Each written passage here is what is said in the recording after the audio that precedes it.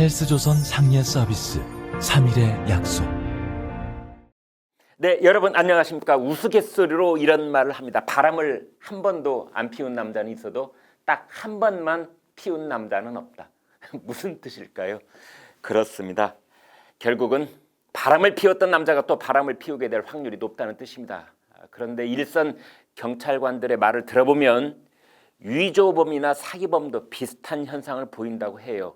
일생 동안 단 한 번도 사기죄를 저지른 적이 없는 사람은 많지만 딱 한 번만 사기를 친 사람은 흔치 않다는 뜻입니다. 우리는 지난 1년 반 동안 조국 정경심 부부를 겪으면서 허위 인턴 증명서 혹은 가짜 표창장 이런 것들이 마치 대추나무 연 걸리듯 주렁주렁 하다는 것을 알게 됐습니다. 지금까지는 이것을 가짜 표창장 의혹이라고 불렀으나 지난해 12월과 올해 1월 법원에서 유죄 판결을 받았기 때문에 이제는 의혹이 아니라 그냥 범죄 사실이라고 해야 합니다. 조국 씨 딸인 30살 조민 씨의 고려대 환경공학부 그리고 부산대 의존원 이 두 곳 입시 과정에 활용된 이른바 7대 스펙에 대해 모두 허위라는 법원 판단이 나왔는데요. 이번에는 조국 씨 아들의 인턴 확인서도 허위라는 판결이 나온 것입니다. 어제 법원은 의미 있는 판결을 내렸습니다. 조국 씨의 아들에게 허위 인턴 증명서를 발급해 준 혐의로 최강욱 열린민주당 대표에게 징역 8개월의 집행유예 2년을 선고했습니다. 여러분 잘 아시는 것처럼 징역행의 집행유예도 명백한 유죄 판결입니다. 국회의원은 금고형 이상의 형이 확정되면 의원직을 상실합니다. 집행유예도 여기에 해당합니다. 서울중앙지법 형사9 단독 정종건 판사는 어제 형법상 업무방해죄로 불구속 기소된 최강욱 대표에 대해 선고 공판을 열었습니다. 재판부의 판결 이유가 명료합니다. 이렇게 되어 있습니다. 피고인이 발급해준 인턴 확인서 내용과 달리 실제 정기 업무 수행 자체가 없었다. 인턴 확인서의 객관적인 증명 내용과 실제 수행 내용이 일치하지 않아 입학 담당자가 오인하거나 착각을 불러일으킬 수 있다고 판단된다. 어떻게 들으셨습니까? 판결문이 다소 딱딱하게 돼 있는데요. 쉽게 말하면 최강욱 대표가 변호사 시절 조국 장관 아들에게 떼준 인턴 확인서는 엉터리라는 것입니다. 확인서 내용대로 현장에 나와서 인턴 활동을 하지 않았다는 뜻입니다. 조 장관의 아들이 2017년 1월부터 그해 10월까지 매주 2번씩 모두 16시간을 인턴 활동을 했다고 확인서에는 적혀 있는데 판사는 이렇게 말했습니다. 그걸 따져보니 1회 평균 12분 정도의 인턴 활동을 했다는 것인데 그런 일은 많지 않아 보인다. 말을 점잖게 해서 많지 않아 보인다고 했을 뿐 사실상 불가능하다는 뜻입니다.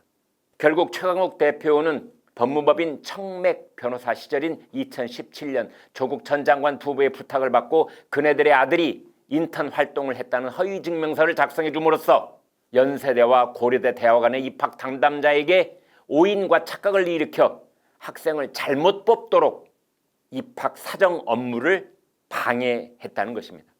그래서 형법상 업무방해죄 선고 공판에서 유죄라고 판결한 것입니다.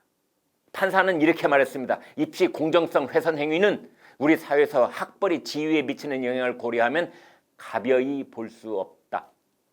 판사는 덧붙여서 이런 따끔한 지적도 했습니다. 피고인은 진지한 반성과 같은 유리한 양형 요소가 없다. 그렇습니다. 재판이 진행되는 동안 피고인 최강욱은 전혀 반성의 기미가 없었을 뿐만 아니라 오히려 검찰을 향해 큰 소리를 쳤던 것에 대해 판사가 그냥 넘어가지 않은 것입니다. 최강욱 대표는 즉각 항소하겠다는 뜻을 밝혔다고 해요. 최 대표는 2018년 청와대 민정수석실 공직기강 비서관을 지낸 대표적인 친문 핵심 인사입니다. 최강욱 씨는 조국 전 장관의 대학 후배이고 대학원 다닐 때는 조국 씨의 제자였으며 그가 공직기강 비서관이 됐을 때 조국 씨가 민정수석이었습니다. 보통 끈끈한 사이가 아닌 것이지요.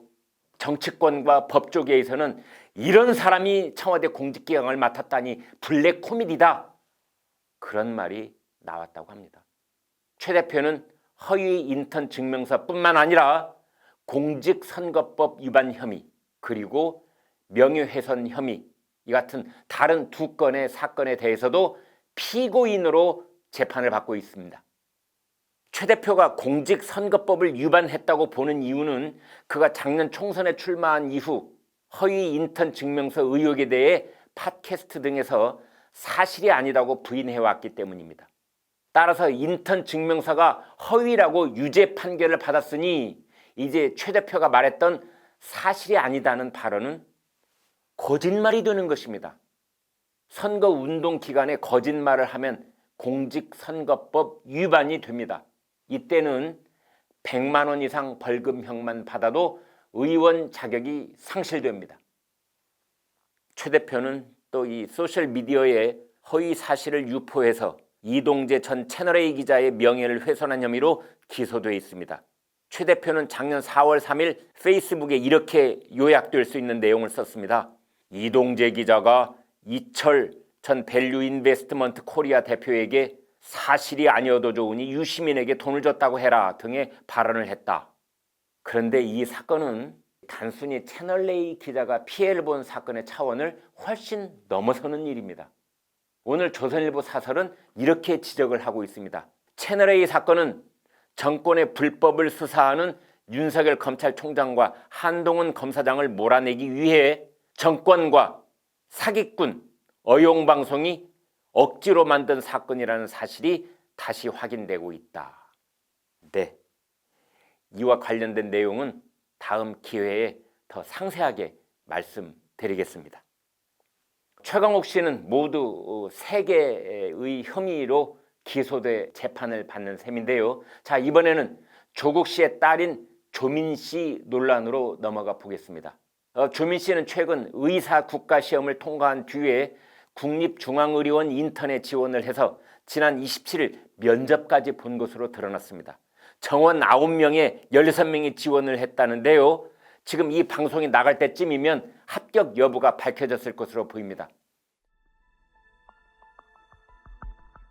조국 씨 부부는 어떤 일이 있어도 딸내미 조민 씨를 의사로 만들고 말겠다는 의지를 불태우고 있는 것 같은데요. 대학 입학과 의전원 입학 때 제출했던 7가지 스펙 서류가 모두 허위와 가짜였다는 게 드러난 지금도 그 꿈을 버리지 않고 있는 것 같아서 논란이 커지고 있는 것입니다. 그런데 조국 씨 부부와 딸 조민 씨는 왜 국립중앙의료원을 선택했을까요? 그렇습니다. 국립중앙의료원은 보건복지부 산하기관이고 현재 정기현 원장은 문재인 대통령의 정치적 동지로 알려져 있기 때문입니다. 2018년 취임한 정기현 원장은 서울대 의대 연구교수로 있던 2012년 대통령 선거 당시 문재인 후보에게 여성 아동 정책을 보좌하는 관계였습니다. 2017년에는 문 대통령 지지 모임인 더불어 포럼을 만들어 공동대표 23명의 이름을 올리기도 했습니다.